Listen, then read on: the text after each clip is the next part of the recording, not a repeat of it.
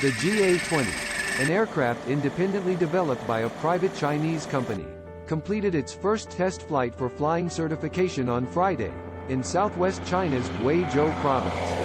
所以说今天我们完成了这个首飞的试飞，这个飞机的操作性和这个稳定性都是不错的。关于通飞 J220 飞机取证试飞机首飞顺利，首飞成功，这给我们整个团队整个项目充满了这个取证的信心，我们离取证越来越近了。